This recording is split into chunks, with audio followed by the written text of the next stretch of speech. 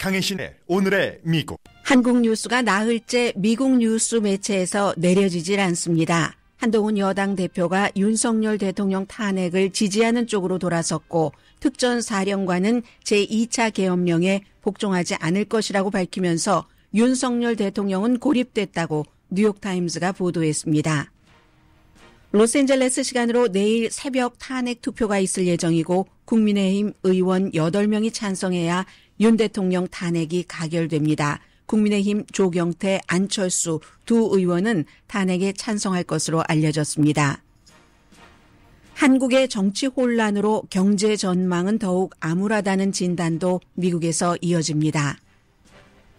이번 계엄 사태로 노벨문학상 수상자인 한강과 그의 작품 소년이 온다와 광주 민주화운동도 주목받고 있습니다. 작가 한강은 스웨덴에서 계엄 사태에 대한 의견을 말하면서 한국이 과거의 상황으로 돌아가지 않기를 간절히 바라고 있다고 말했습니다. 트럼프 당선인이 인공지능 및 암호화폐 책임자로 온라인 페이먼트 회사 페이팔 공동 창업자인 데이비드 섹스를 선택했습니다. 일론 머스크 측근이고 트럼프 후원자인 그는 인공지능과 암호화폐 규제에 반대합니다. 미국의 대표적인 공립대학인 미시건 대학도 교수 임용과 진급 등에서 다양성, 형평성, 포용성을 고려하지 않을 것이라고 밝혔습니다. 보험회사 유나이티드 헬스케어 CEO 총격 사망 사건이 인간의 묘한 측면을 소셜미디어에서 드러내고 있습니다. 소셜미디어에서는 숨진 CEO에 대한 추도를 넘어서 당신이 그 회사에서 큰돈 번 것이 다른 사람 목숨이 희생된 대가라는 글과 또 그 글을 비판하는 글이 공존합니다. 11월에 22만 7천 개의 일자리가 만들어졌습니다. 다음 공개시장위원회에서 이자율 인하는 예상대로 진행될 것으로 보입니다. 워싱턴 항소법원이 오늘 아침 틱톡 금지법이 합헌이라고 판결했습니다. 중국 소유자가 미국인에게 회사를 팔지 않으면 내년 1월 19일부터 미국에서 일단 틱톡이 금지된다는 뜻인데 틱톡 소유주는 지금 일론 머스크와 트럼프 당선인에게 접촉하고 있습니다. 여러분 안녕하십니까? 오늘의 미국 강혜신입니다. 한국에 충격을 줬고 한국의 동맹국도 놀라게 했으며 지금 금융시장을 엄청 불안하게 하고 있는 한국의 계엄 또 계엄 해제 그 이후에 여러 가지 그 이슈들이 세계인들이 계속 이제 주목을 하고 있습니다. 물론 어제의 경우는 굉장히 많은 그 디테일한 내용들이 나오기 때문에 세계 모든 매체가 디테일까지 얘기하진 않습니다. 그러나 큰 줄기는 따라가고 있고 사실은 그 모든 디테일들은 계엄령을 발효를 했느냐 하지 않았느냐 여기에 주목되고 있기 때문에 지금 포커스가 가고 있는 것이고 더 중요한 것은 이제 로스앤젤레스 시간으로 내일 새벽에 예정대로 탄핵 투표가 진행된다면 그 탄핵 투표 결과에 따라서 한국을 대하는 다른 모든 나라의 입장이 다 이제 다시 정립이 될 수도 있는 형편이죠. 경제적으로도 마찬가지로 개인이나 국가 차원 또 사업을 하시는 분들도 전부 이 한국의 정치 문제가 딱 그 맞물려 있습니다. 그래서 지금 미국과 세계 모든 언론의 매체의 보도를 보면은 오늘 아침 제일 중요하게 보도하는 것은 한성열입니다. 아니, 한성열이 아니라 한동훈 대표와 윤석열을 합쳐서 제가 머릿속에서 한성열이라고 나오네요. 그렇죠. 한때는 두 사람이 한성열이었습니다. 적어도 한동훈이 법무장관이 되고 나서 언제까지 어느 정도의 기간이 흐를 때까지는 같은 비슷한 그쪽으로 쭉 물론 윤석열 대통령이 키워준 거죠. 그러나 어느 순간부터 김건희 스캔들 등등으로 인해서 멀어지기 시작해서 지금은 세계에서 한동훈의 입과 한동훈의 여러 가지 그에 따른 국민의힘에서 친한동훈계 의원들의 내일 탄핵 투표를 사람들이 지금 이제 보고 있습니다. 그래서 예를 들어서요, 미국의 많은 매체도 어제 한동훈 국민의힘 대표가 하루 전과는 달리 하루 전에는 이제 탄핵에 반대하는 당론이었죠. 근데 하루 만에 본인이 탄핵이라고 얘기하고 탄핵에 찬성한다고 하진 않았지만 그 말을 보면 결국은 탄핵에 찬성한다는 겁니다. 본인은 국회의원이 아니니까 표가 없지만 본인 주변에 한 20여 명은 그 한동훈 그 대표의 뜻에 이렇게 공개적으로 밝힌 것에 영향을 받을 수가 있죠. 해서 미국에서도 그 비디오를 보여줍니다. 영국의 가디언도 마찬가지고요. 여러분들께 그 두 가지로 제가 나누어서 전해드리겠는데 제가 말로 말씀드리는 것보다는 본인의 목소리를 듣는 게 나을 것 같습니다. 우선 처음으로 첫 번째는 중요한 정치인들이 반국가적 혐의로 체포를 당할 수 있었던 위기. 그렇게 하라고 명령을 했었던 거기에 대해서 믿을 만한 증거가 있다. 그리고 그 사람들을 서울 남쪽 과천구치소에 수감할 계획이었다. 이렇게 이제 한동훈 대표가 얘기를 하는 말, 뭐 미국 매체도 다 이 비디오를 그대로 올리고 있습니다. 지난 계엄령 선포 당일에 윤석열 대통령이 주요 정치인들 등을 반국가 세력이라는 이유로 고교 후배인 여인형 방첩사령관에게 체포하도록 지시했던 사실, 대통령이 정치인들 체포를 위해서 정보기관을 동원했던 사실을 신뢰할 만한 근거를 통해서 확인했습니다. 그리고 이제 한참 이제 쉽니다. 한참 이제 쉬는데 그게 이제 우원식 국회의장을 포함을 해서 한동훈 국민의힘 여당의 대표 그리고 야당에서는 이재명 대표를 포함해서 정청래 위원이라든가 아니면 뭐 박찬대, 김민석 이런 사람들, 조국혁신당에서는 조국 대표 한 사람, 그리고 유튜버 김어준 씨, 뉴스공장의 김어준 씨, 김명수 전 대법원장 등등 몇 사람을 체포를 하라는 이제 이런 것들이 지금 한동훈 그 대표가 믿을 만한 소식통에 의해서 이게 확보가 됐다라고 얘기를 한 게 홍장원 국가정보원의 1차장의 얘기겠죠. 싹 다 잡아들여서 정리하라. 대통령이 직접 전화를 했다는. 왜냐하면 국정원장이 거기에 대해서 대통령의 말을 듣지 않았기 때문에 그 실무자인 담당자에게 하라고 했고 그 이후에 방첩사령부의 여인영 중장이 방첩사령부의 총책을 맡고 있는 사람이 과천에 있는 방첩 그 사령부 본부로 데려간다는 계획 이런 것 다 통보를 받았다고 얘기를 했습니다. 대통령실이 이제 이 얘기가 나왔을 때 처음에는 사실무근이다라고 얘기를 하고 불과 뭐 몇 분 지나지 않아서 그런 것들을 취소해버렸습니다. 그리고는 이제 본격적으로 내 마음이 바뀐 이유에 대해서도 한동훈 대표가 자 여기부터입니다. 중요한 내용이 한참 쉬죠. 여인형 방첩사령관이 그렇게 체포한 정치인들을 과천의 수감 장소에 수감하려 했다는 구체적인 계획이 있었던 것도 파악되었습니다. 앞으로 여러 경로로 공개될 것이라고 생각합니다. 저는 어제 준비 없는 혼란으로 인한 국민과 지지자들의 피해를 막기 위해서 이번 탄핵에 대해서는 통과되지 않게 노력하겠다고 말씀드렸습니다만 새로이 드러나고 있는 사실 등을 감안할 때 대한민국과 국민을 지키기 위해서 윤석열 대통령의 조속한 직무 집행 정지가 필요하다고 판단합니다. 윤석열 대통령은 이번 사태에 불법적으로 관여한 군 인사들에 대한 인사조치조차 하고 있지 않고 여인형 방첩사령관조차 인사조차 하고 있지 않습니다. 그리고 이번 불법 계엄이 잘못이라고 인정하지도 않고 있습니다. 그렇기 때문에 윤석열 대통령이 대한민국의 대통령직을 계속 수행할 경우에는 이번 비상계엄과 같은 극단적인 행동이 재현될 우려가 크고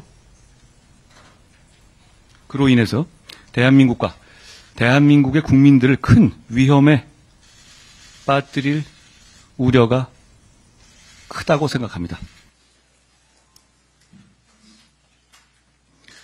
지금은 오직 대한민국과 대한민국의 국민만을 생각해야 할 때라고 저는 믿습니다.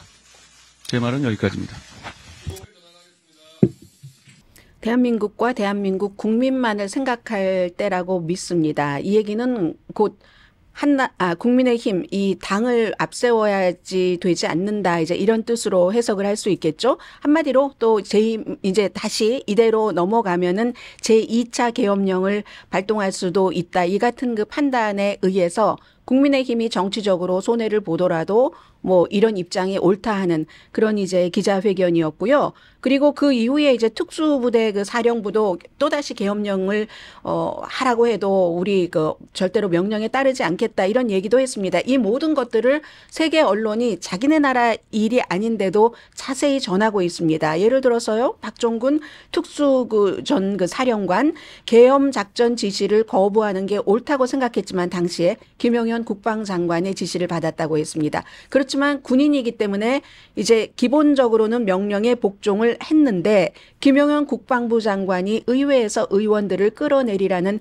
명령을 내렸지만 그를 거부했다 본인은. 그리고 이제 자신의 부대가 그 안에 들어가지 말라고 명령을 내렸고 불복종으로 처벌받을 수 있다는 걸 알았지만 국방장관의 명령이 법적으로 문제가 있다고 생각을 했기 때문에 들어가지 말라고 명령을 했다. 뭐 여러분들 그 국회 주변에서 아니 예전 군인과 달라 요즘 군인들은 왜 그래 하는 것들이 이제 이해되는 그런 그 부분이고요. 뭐 야당 의원들 뭐 이런 내용까지 다 보도를 하지만 여러분들께서 한국뉴스를 통해서 관심 있으신 분들은 아실 것 같아서 저는 길게 전하지는 않겠습니다.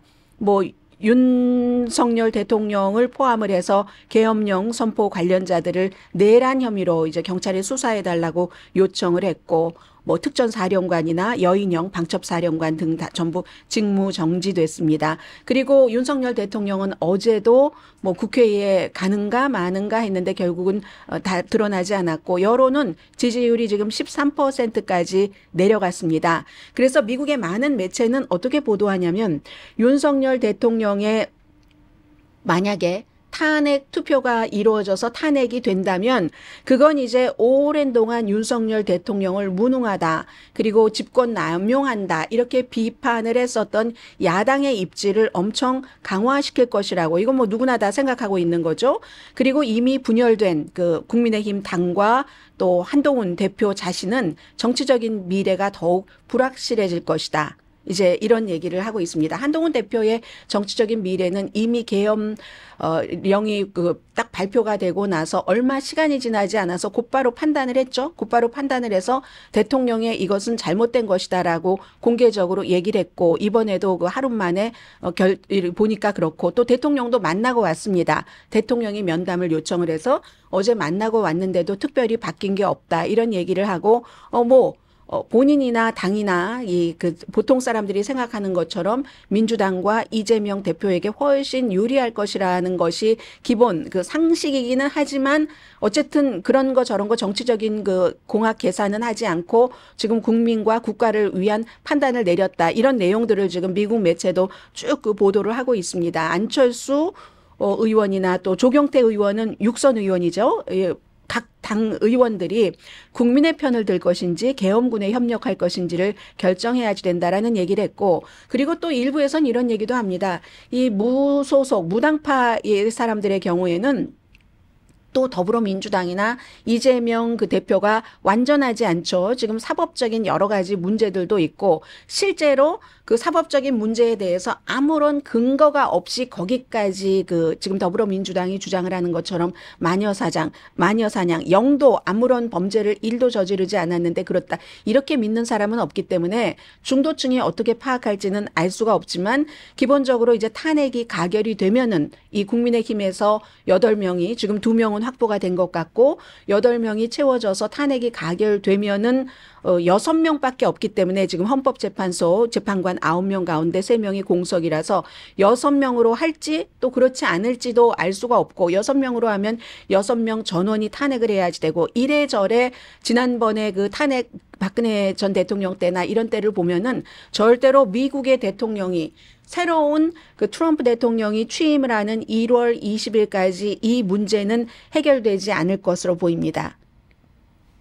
참 곤란한 지금 위치죠. 그리고 또 하나 어제 제가 방송이 끝나고 나서 많은 분들이 아니 이게 윤석열 대통령이 뭐 선거관리위원회에 더 많은 군인들을 보내서 그게 지난번 선거에서 부정선거가 있었기 때문에 그걸 조사하려고 했는데 이렇게 얘기를 하지만 부정선거를 조사한다고 계엄령을 발표하는 것이 없다는 그 상식에 따라서 지금 전체적인 여론은 그렇게 가는 것으로 봐야지 되겠죠.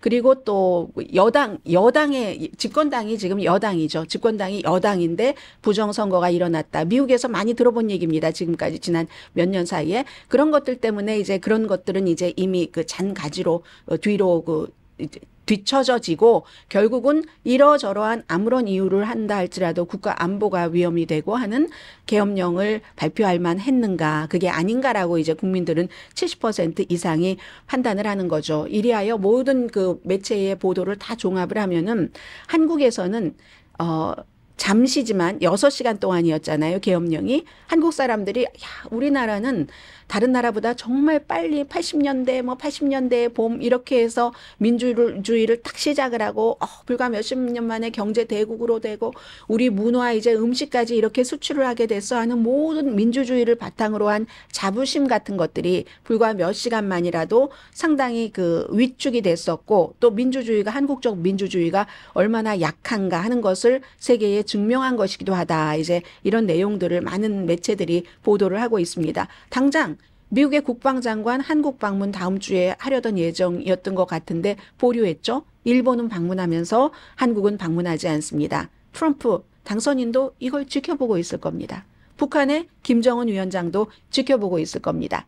또한 오늘 뉴욕타임스의 또 다른 보도를 보면은 한국의 정치 혼란으로 경제 전망은 더욱 암울하다. 이 트럼프 대통령의 관세에 대해서 한국이 특히 걱정했었던 많은 부분들이 있지만 수출이니까요. 또 미국에 수출을 많이 하고 미국에 대한 수출 흑자가 지난해보다도 올해 더 많이 늘어날 것으로 예상되고 그럼 트럼프 대통령 당선인이 볼 때는 여기부터 할 수 있는 그런 그 국가에 속하잖아요. 더군다나 트럼프 때나 바이든 때 중국에 대한 어떤 규제가 많이 있었기 때문에 그래서 그 중국에 대한 규제 때문에 중국에서 미국으로 수출하지 못했던 품목을 한국에서 엄청나게 많이 수출을 했습니다. 그 물량이 늘어났거든요. 그랬기 때문에 이건 한국에서는 더 지금 좀 지켜보고 있는 그런 그 부분들이죠. 그런 것들도 있고요. 그래서 계엄령 선포되고 나서 굉장히 달러 대 원화의 환율이라든가 주식 나빠서 그런 것들은 지금 부분적으로는 회복됐지만 이게 인위적인 회복이잖아요.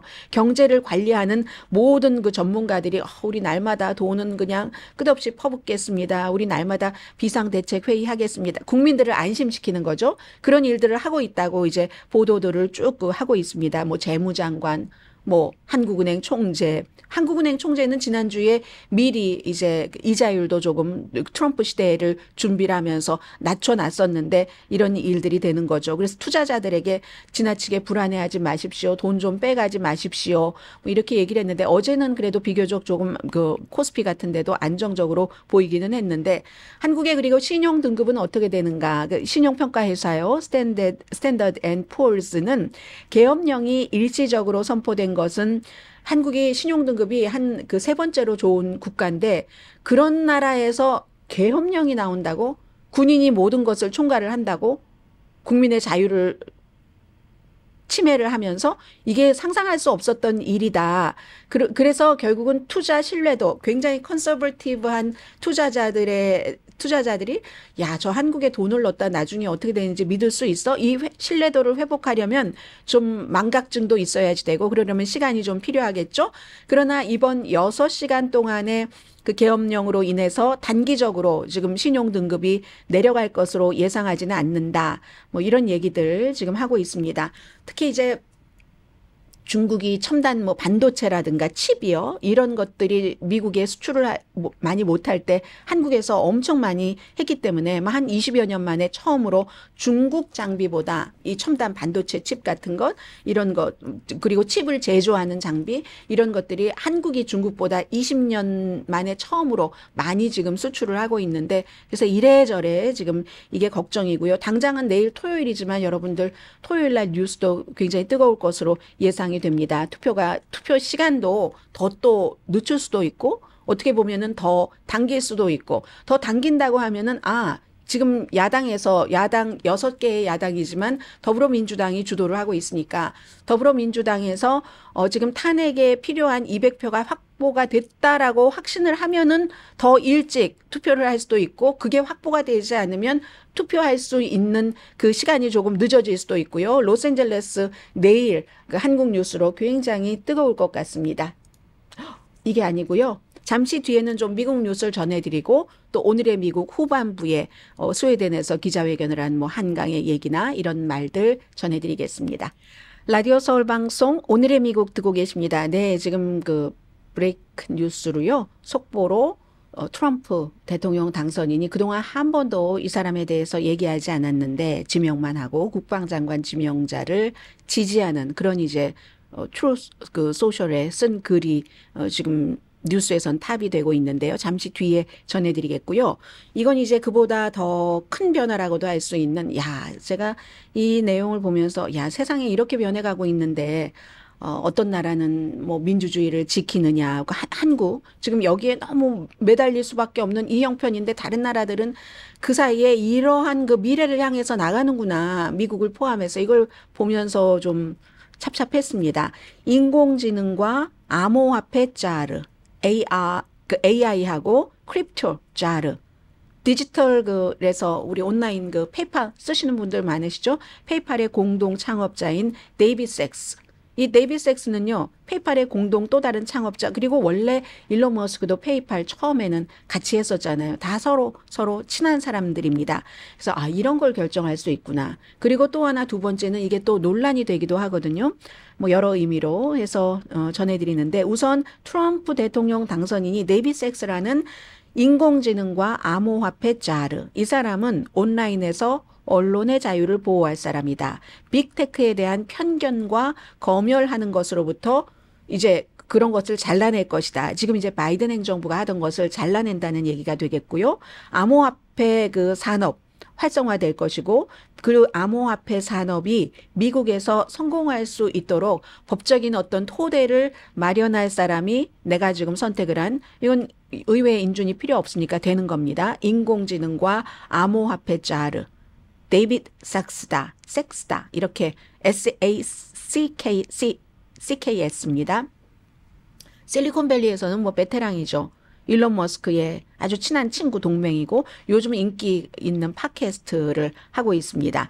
그러니까 그 페이팔을 만들 때는요, 일론 머스크 또 그 피터 틸하고 같이 만들었고, 나중에 일론 머스크의 회사에 지금 그 인공지능과 암호화폐 자르로 지명된 데이빗 섹스가 투자를 많이 했습니다.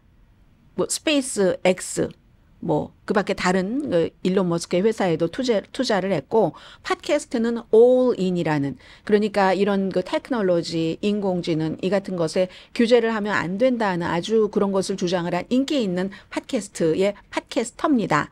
또 최근에 글루라는 것을 인공지능 회사를 만들었거든요. 그래서 또 6월 달에는 샌프란시스코에서 트럼프 그 대통령 후보였을 때 아주 그 거대한 모금 행사도 해줬고 7월 달에 있었던 전당대회에서 연설도 했습니다. 결국은 이 사람도 그동안 쭉 그 주장해온 것을 보면은 인공지능에 대해서 이걸 무조건 달려가게 할 수만은 없다. 미국이 인공지능에 있어서 중국을 앞서가는 것도 중요하고 세계의 인공지능 산업을 주도하고 돈 많이 버는 것도 중요하지만 어느 정도는 인간 본연의 그 레드라인 같은 것은 넘지 말아야지 된다는 것이 이제 바이든 행정부였다면 트럼프 행정부에서는 그것을 경쟁을 위해서 우리가 이겨야지 되고 이런 것들이 있고 중국을 이기기 위해서 이거는 규제를 철폐해야지 된다라고 생각하는 사람들이 지금 모인 겁니다. 그리고 이제 암호화폐도 지지하는 사람들이 굉장히 중요한 직책에 많이 갔고요. 또 암호화폐를 상품으로 만들어서 뭐 여러 가지 그 규제를 없앤다 이런 얘기를 합니다. 그래서 이제 이건 더치와 마찬가지로 일론 머스크, 비벡 라마스와미의 정부 이제를 쭉 점검하고 하는 그런 곳과 마찬가지로 특별한 공무원입니다. 스페셜한 공무원이 되고요. 보상 이런 것과 관련 없이 돈이 엄청 많은데 뭐 그거 얼마 받겠어요. 연방 뭐 대통령도 연봉이 50만 달러 미만인데 그래서요 청문회를 안 해도 되는 그런 그 이점이 있죠. 그러나 청문회를 안 하고 이게 딱 공식적으로 그렇지 않으면 권한도 그만큼 적은 건 사실입니다. 이게 일론 머스크와 비벡 라마스와미가 정부 효율성 부처를 이끌면서 여러 군데서 돈을 아낀다 이런 안을 쫙 가지고 와도 의회에서 그걸 승인을 해주지 않으면 힘이 없는 것처럼 이 부서도 마찬가지이긴 하지만 이런 자체가 대통령의 뜻과 대통령의 뜻에 맞게 사람들이 뭉쳐서 분위기를 이렇게 간다는 게 더군다나 지금처럼 공화당의 하원과 상원에서 트럼프 그 대통령 당선인의 모든 것을 지지하는 정치인이 모여 있을 때는 상당히 힘을 발휘할 가능성도 높죠. 그리고 신임 대통령이 이렇게 특별하게 본인이 신경 쓰는 그런 부분에 특별한 어떤 그 포지션을 만들어서 사람을 임명하는 거는 뭐 예외는 아니에요. 뭐 존 F 케네디 때부터 늘 있었던 일이니까요. 그런데 다만 이제 이런 우리가 인공지능, 암호화폐 여기에 자르까지 필요한 시대에 왔다가 하나고 두 번째는 이게 논란이 있다는 게 앞서 말씀드린 그 정부의 차이가 있는 바이든과 트럼프 정부의 차이 이걸 어느 정도는 레드라인이 있어야 돼. 이것도 있지만 이해상충에 걸리는 겁니다. 지금 정부 효율성 부처의 비벡 라마스와미나 일론 머스크도 마찬가지고 이 사람도 그 데이비 섹스 이 사람도 마찬가지로 회사들이 다 인공지능 또 무슨 뭐 암호화폐는 뭐 본인의 취향일 수 있고 암호화폐를 갖고 있고 이런 것에 친화적인 사람들인데 문제는 이 친화적인 회사를 그대로 운영을 한다는 겁니다. 일론 머스크도 본인의 회사를 그대로 운영을 하면서 본인의 회사에게 맞게 왜냐하면 그럴 수밖에 없죠. 본인의 생각이 그렇고 그 생각대로 회사를 운영하는데 그렇게 어떤 부서는 돈을 삭감하고 어떤 부서는 그냥 두고 어떤 부서는 완전히 없애버리고 공무원 숫자도 줄이고 그런데 이 사람도 마찬가지로 사업을 포기하지 않거든요. 그게 이제 전임 행정부에서 특별하게 뭔가를 지명을 했을 때 일단 그 스탑을 하죠. 스탑을 하는데 이 사람들은 스탑을 하지 않는다는 거죠. 스페셜 공무원이기 때문에 1년 365일을 일을 해야지 된다 하는 규정이 없습니다. 대신 뭐 연봉 같은 것을 안 받는다 할지라도 해서 일론 머스크와 데이비 섹스는 똑같이 자신들의 이익에 직접적이고 즉각적인 영향을 미칠 결정에 사람들은 그렇게 봅니다. 그런 결정을 할 것이다 라고 보는 거죠. 회사 계속 운영을 하면서. 근데 이제 뭐 이건 어쩔 수 없는 일인 것 같아요. 이 트럼프 대통령 당선인 처음에도 딱 당선인 되고 나서 보통 사람들은 뭐 돈이 얼마가 있던 블라인드 그 트러스트에 넣어놓잖아요. 그 대통령직에 있을 때 뭐 특별히 돈이 불거나 하지 않게 하기 위해서 클리어하게 보여주기 위해서 그 당시에도 그렇게 하지 않았고 지금도 마찬가지로 이제 이 암호화폐 이런 거 막 활성화한다 하면서 그 직전에 막 아들들을 암호화폐 회사를 만들게 하고 하잖아요. 그래서 이 정도는 그냥 넘어갈 것 같습니다. 아무튼 그리고 또 하나 경쟁자들도 지금은 우리 걱정하지 않아요라고 얘기를 하고 있거든요. 그럼 일론 머스크나 이런 사람들의 직접적인 경쟁자가 제일 먼저 챗GPT 인공지능 물어보고 답하고 하는 것을 만든 오픈 AI의 샘 알트만이 되겠죠. 샘 알트만은 그제 얘기를 하던데요. 뭐 일론 머스크도 걱정하지 않고 설마 일론 머스크가 그러겠어요. 자신의 이익에 자신의 사업에 이익을 주려고 경쟁자를 무너뜨리는 그런 일을 하겠어요 하면서 하지 말라는 뜻인 것 같이 들렸어요. 하겠어요 하면서 국민들이 그걸 보고 있겠어요? I'm not sure. 볼지 않을지는 알 수 없는 일이죠. 그래서 이 일론 머스크와 데이비 섹스가 여러 가지 제안서를 이제 내놓기 시작하면 새로운 아이디어에 대해서 분명히 혜택받는 사람이 있고 손해보는 사람들이 있는데 본인들의 사업은 혜택을 받는 쪽으로 가겠죠. 본인들의 사업을 혜택을 받는 쪽으로 가기 위해서 그러한 플랜을 만든 게 아니라 이미 그 사람들은 그 같은 생각을 갖고 본인의 사업을 운영하기 때문에 이제 이런 것이 이제 또 하나의 이해상충이라는 논란인 겁니다. 논란인데 뭐 말씀드린 것처럼 의회에서 결론을 내줘야지 되는 부분이 많기 때문에 얼마나 영향을 미칠지는 알 수 없습니다. 지금요 일론 머스크에 대해서도 예를 들어서 의회 내에서 그 민주당이거나 민주당과 같이 힘을 쓰는 무소속인데도 지지하는 정치인들이 있거든요. 대표적으로 버니 샌더스 연방 상원의원은 일론 머스크 똑똑한 사람이야 이렇게 얘기를 하고 그리고 특히 국방부는 좀 예산을 삭감할 필요가 있어. 물론 미국이 제일 이 군대가 강한 나라가 미국이죠. 그래서 그것을 유지하기 위한 게 필요한 것은 맞는데 지금 너무 방만해. 이게 이제 일론 머스크에게 국방부를 조금 그 예산을 삭감을 해라고 원하는 이 버니 샌더스의 얘기입니다. 버니 샌더스는 그걸 삭감을 해서 본인이 또 더 크게 생각하고 있는 뭔가 가난한 사람, 뭔가 혜택을 덜 받는 사람, 그런 사회복지에 쓰라는 얘기예요. 서로 다 정치인들이 생각하는 이상과 이념에 따라서 이렇게 얘기를 하는 겁니다. 그리고 또 이 버니 샌더스 의원은요, 로버트 케네디 주니어 보건복지부 장관 지명자에 대해서도 그가 미국 사람들이 쓸데없이 건강이 나빠지는 이런 그 공공 건강이요. 그게 이제 뭐 예를 들어서 막 슈퍼 가공식품 같은 것은 이거 안 돼. 규제해야지 돼 하는 게 뭐 로버트 케네디 주니어, 로버트 프란시스 주니어의 주장이잖아요. 그것은 좋은 일이다. 이렇게 얘기를 합니다. 그래서 뭐 의원들이 상원에 100명, 하원에 435명이나 있기 때문에 모든 지금 트럼프 대통령 당선인이 지명했고 그리고 지명해서 이를 추진하려고 하는 그런 것들에 대해서 다 지지하진 않지만 그렇다고 다 반대하는 것도 아니라는 것 말씀드립니다.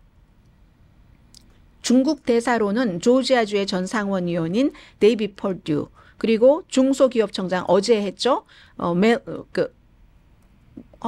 첫 번째 이름을 first name을 잊었어요. 러펄러라는 조지아주의 상원의원인데 왜 지금 조지아주의 그 라파엘 워너 마틴 루터킹 주니어 그 교회에서 같이 심의했던 담임 목사가 정치인 한 번도 안 해보고 됐잖아요. 그게 바로 이 러플러 의원, 전 의원 자리를 빼앗은 거고 데이비드 펄듀 의원은 뭐 주이시 젊은 사람에게 졌죠. 이 두 사람을 한 사람은 중국 대사, 한 사람은 중소기업청장에서 지금 그 트럼프 대통령의 선거 이건 어떻게 보시면 되냐면 한 가지는요.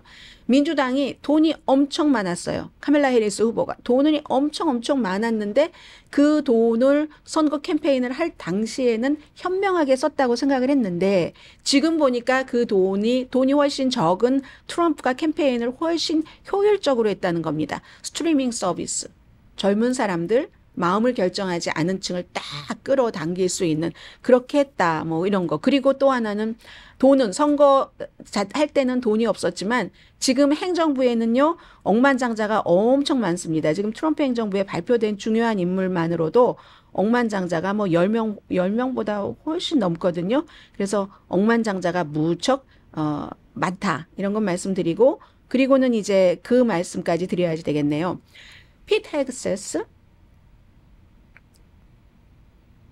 국방장관 지명자 어제 내가 fight like hell처럼 싸워서 될 거야 이렇게 얘기를 했었던 사람 트럼프 대통령 당선인이 지금까지 이 사람이 성폭행 문제 무슨 뭐 음주 문제 돈을 잘못 관리한 거 백인 우월주의 성향 또 지나친 뭐 기독교의 특정 뭐에 대한 이런 것들이 나왔을 때도 아무 말 안 하고 있다가 오늘 헥세스는 군인 정신이 굉장히 강한 사람이다. 가짜 뉴스가 믿는 것보다 훨씬 강력하고 그래서 나는 깊은 지지도 보내고 있고 이 피트는 승리자고 이 피트가 승리하는 것을 바꾸기 위해 할 수 있는 건 아무것도 없다. 지금 이게 트럼프 대통령 당선인이 피트 헥세스를 국방장관으로 지지를 한다는 뜻이죠. 이걸 이제 공개적으로 처음 지명을 한 이후에 발표를 했고 그리고 JD 벤스 부통령도 지금 그쪽으로 이제 선을 밀어붙이기로 한 것 같습니다. 부통령 당선인도 우리는 피트 헥세스를 위해서 싸우고 있다. 왜냐하면 그 헥세스가 우리 군대를 위해서 싸우기 때문이다. 지금 이런 얘기 나왔습니다. 그리고 바이든 행정부는 지금 바이든 대통령이 아들을 사면하고 나서 개인적으로 충분히 이해한다. 아버지로서 훌륭한 아버지였다. 아들이 트럼프 시대에 감옥살이를 하지 않게 하는 거 그리고 그 죄목 자체도 보통 사람이라면 기소되지도 않을 것으로 유죄 판결을 받은 것 잘했군 잘했어라고 얘기를 합니다. 개인적으로는.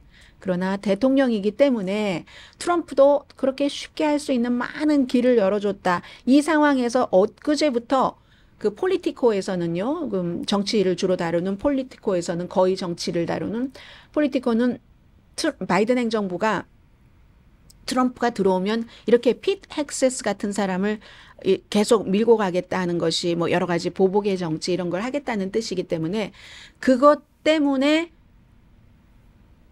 선제 사면 해야지 된다. 이런 것을 지금 백악관에서 논의하고 있다고 하거든요. 선제 사면을 하던 선제 사면을 하지 않던 굉장히 논란이 될 것만은 분명합니다. 그런 것을 논의하기 시작한 게 지금 FBI의 그 국장에 지명한 그 사람이 동화책으로도 성인책으로도 이걸 다 쓸어버려야지 돼. 이런 주장을 굉장히 많이 했었기 때문에 그래서 그렇다 하는 미국도 굉장히 복잡하긴 하죠.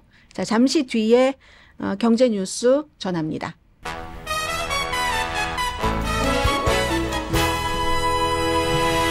라디오 서울 방송 오늘의 미국 듣고 계십니다. 네, 우선 뭐 이 문제는 이자율과 연관이 있으니까 간단히 말씀을 드리죠. 11월 달에 일자리가 10월 달에는 허리케인이 2번이나 있고 보잉의 그 대규모 파업 때문에 조금 작았는데 11월 달에 22만 7천 개. 실업률은 왜 어떤 매체에서는 똑같이 노동부에서 발표했는데 4.2%라고 하고 어떤 매체는 4.1%라고 하나요? 그래서 결국은 이 뭐 여러 가지를 해석을 해보면 노동시장이 조금 건강하다 하는 것을 조금 더 좀 또렷하게 보여줬다는 거고 의료 분야에서 일자리 제일 많이 만들어졌고요. 그 다음은 호텔 또 내구재인 뭐 제조업 같은 거 시간당 평균 소득은 지난해 같은 기간에 비해서 4%가 올랐습니다. 시간당이요. 평균 임금이 지금 35달러 60센트입니다. 그래서 이 같은 그 일자리 데이터가 연방준비제도가 이제 12월 17일과 18일에 공개시장위원회 회의를 열고 그 이후에 이자율 여부를 결정하는데 뭐 별 영향 안 미치고 조금 내릴 것으로 예상들을 합니다. 해서 이제 4.25에서 기준금리가 4.5% 범위가 될 것으로 예상이 됩니다. 또 맨하탄에서 어제 그제에 유나이티드 헬스케어 CEO가 브라이언 탐슨이 살해된 이 사건 지금 아직 범인 잡히지 않았는데요. 이 미국 사회의 긴장을 나타내는 헬스케어와도 연관된 폭력과도 연관된 그것에 아주 그 예로하고 볼 수가 있는데 기본적으로는 지금 소셜 미디어의 반응을 보여드리려고 하는데요. 기본적으로는 현재 원래 그 수사 당국이 지난 열흘 동안 그를 추적을 했었답니다. 남부 도시에서 버스를 타고 맨하탄으로 가서 싼 그 호스텔에 투숙을 했었고 총은 커네디컷에서 샀다고 하거든요. 얼굴까지 지금 젊은 남자 전부 다 나왔어요. 그 총알에 탄피에 연기, 거부, 딜레이, 디나이 이거 보험 신청과 연관되는 것이라고 볼 수 있잖아요. 그런 것들이 나왔고 해서 이와 관련해서 그런 보험회사가 그렇게 뭘 잘 안 해준다는 책을 쓴 것이 있었는데 2010년도에 제이미 파인먼이라는 분이 쓴 책이 있는데 제목이 좀 비슷해요. 뭐 딜레이, 디나이, 디펜드 이 책이 어제 굉장히 많이 팔렸다고 하고요. 여기서 이제 두 가지 진실이 있는데 첫 번째는 이분이 아이가 둘입니다. 50세고 연봉이 뭐 한 $1,000만 된다는 것 같아요.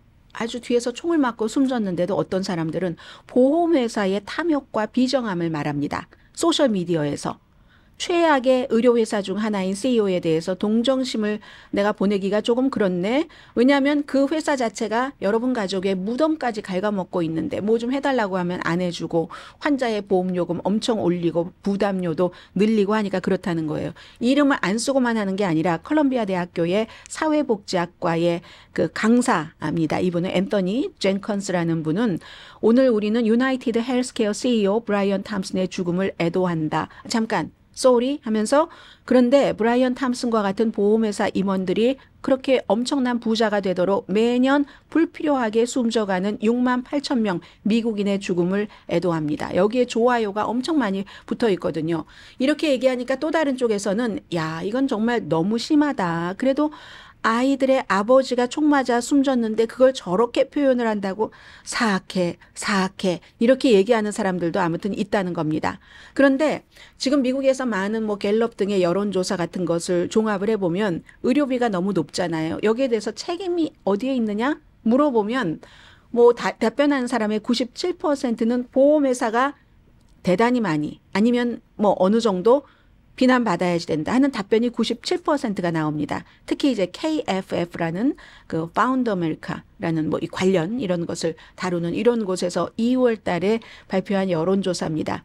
미국 사람들 뭐 의료 빚이 많잖아요. 한 300만 명 정도는 의료 관련 빚이 뭐 $10,000가 넘는다고 얘기를 하고 있고 그리고 이제 이 숨진 CEO 탐슨이 이제 했었던 여러 가지 뭐 메디케어, 메디케이드 등등의 사업이 있는데 그 사업은 지난해 2,810억 달러, 억입니다. 그런 수익을 올렸다고 하거든요.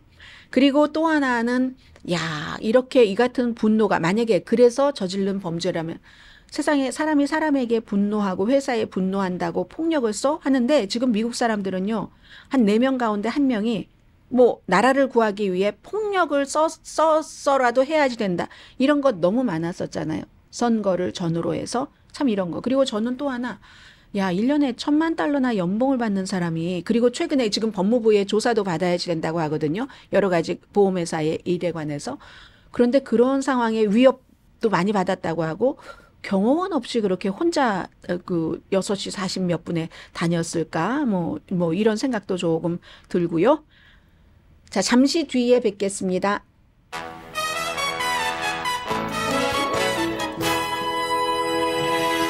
라디오 서울 방송 오늘의 미국 듣고 계십니다. 네, 미시건 그 대학교가 공립대학교 중에서 뭐 굉장히 유명한 대학교죠. 유니버시티 오브 미시간 말합니다. 그런데 이제 DEI, 다양성, 형평성, 포용성을 직원을 고용할 때 교수 임용이 되겠죠. 그리고 이제 프로모션 할 때 이 사람을 뭐 석자 교수를 만든다던가 강사에서 교수로 올린다던가 조교수로 이럴 때 그 같은 DEI에 관한 그 여러 가지 그 거기에 대해서 본인은 무슨 연관이 있는가 등등에 관해서 뭔가 점수를 주기 위한 것이라고도 볼 수 있었는데 그걸 더 이상 요구하지 않기로 했습니다. 연구가 굉장히 강한 그 대학교가 유니버시티 오브 미시건이잖아요. 요 하버드 대학교도 최근에 이런 얘기를 했고 더군다나 미시건주나 캘리포니아주 같은 경우는 법으로 어퍼머티브 액션이 없어졌기 때문에 소수 인종에 대한 어떤 권한 보호 같은 것이 없어져서 그 이후에 이제 DEI라는 것을 선택을 책정을 해서 이렇게 해왔는데 그 같은 것에 대해서 많은 비난이 있었죠. 사람을 실력에 의해서가 아니라 아무래도 그렇게 될 경우는 백인보다는 소수인종 교수가 들어가기가 쉽고 전에는 전혀 이게 막혀 있다면 그랬기 때문에 반대가 많았었고 실제로 주에서는 플로리다라든가 오하이오라든가 한 9개 주는 이것을 전면적으로 주법으로 금지를 했습니다. 그리고 미시건주를 포함한 일부에서는 이제 알아서 하는 겁니다. 트럼프 행정부가 들어가고 공화당에서도 DEI 이런 거 없애버려라 하기 때문에 미시건, 유니버시티 오브 미시건이 공립대학교이기 때문에 정부의 지원을 받습니다. 그런 것 없애지 않으면 정부 지원 안 줄 것을 알고 있기 때문에 그리고 그 영향은 그래서 소수인종들이 더 많아져서 학생들도 그렇고 또 교수들도 그런 게 있어야지 학생들을 이해하니까 이래서 좋다 하는 쪽도 있지만 아니야 그건 소수인종을 이게 좋게 하기 위한 정책이잖아 라고 얘기를 했었던 경우도 많고 이것을 어느 연구기관이 어디에 포커스를 맞추고 연구를 하느냐에 따라서 결과가 달라질 것이기 때문에 그 정확한 결과는 모를지도 모릅니다. 어쨌든 추세인 겁니다. 이제 트럼프 대통령 당선인이 들어오면서 대학교에서도 이렇게 알아서 이제 뭐 어퍼머티브 액션 같은 것을 폐지를 한 것은 누군가가 주도를 해서 그렇게 된 거고 그 이후에 학교들이 알아서 한다는 거고요. 워싱턴 DC 항소법원이 하급법원의 그 판결을 지지했습니다. 공화당과 민주당이 다 합세를 해서 틱톡이 국가 안보에 위협이 된다는 이유로 미국 사람에게 팔지 않으면 내년 1월 19일이 시한입니다. 그때 이후에는 쓸 수 없다 하는 법을 통과시켰어요. 이 법에 대해서 틱톡을 포함해서 많은 곳에서 표현의 자유 위배라고 고소를 했고 하급법원에서는 아니야 이거 법이 맞아. 그리고 항소법원에서도 법이 맞아 했습니다. 그럼 지금부터 어떻게 되느냐? 1월 19일로 정해졌지만 대통령이 90일은 연장을 할 수가 있습니다. 그 90일 연장이 바이든이 하는 건지 트럼프가 하는 건지도 저는 잘 모르겠고요. 만약에 이걸 이 회사에서는 항소해서 졌기 때문에 대법원으로 가져갈 수도 있고 대법원에서 어떤 판결을 내릴지 모르지만 트럼프 대통령 당선인이 처음에는 틱톡을 반대를 제일 먼저 했었던 사람이지만 본인 그 선거 캠프에 돈도 들어가고 주변 사람이 틱톡과 연관이 있고 해서 틱톡을 살리려면 나를 뽑아라 하는 캠페인을 했었기 때문에 이제 조금 약간의 방향 같은 것은 지금 짐작을 할 수가 있고요. 그럼에도 불구하고 알 수 없다. 또 트럼프가 지명을 한 이 연방통신위원회의 최고 헤드는 틱톡 금지를 지지하거든요. 한국에서 첫 노벨 문학상을 받은 한강, 뭐 여기에 대해서도 정치적으로 공격도 많지만 그 스웨덴에서 이제 노벨 시상식과 관련해서 기자회견을 하는데 원래 말을 안 하는 사람이잖아요. 본인이 알아서 먼저 얘기 좀 하겠다 하면서 소년이 온다를 쓸 때 계엄령에 대해서 많이 공부를 했다 하면서 한국이 극단적으로 혼란스러운데 그런데 계엄 상황이 다시 2024년에 전개된 것에 충격을 받았고 바라건대 무력이나 강압으로 언론을 막는 방식으로 통제하는 과거의 상황으로 돌아가지 않기를 바란다고 말했습니다. 강혜신이었습니다.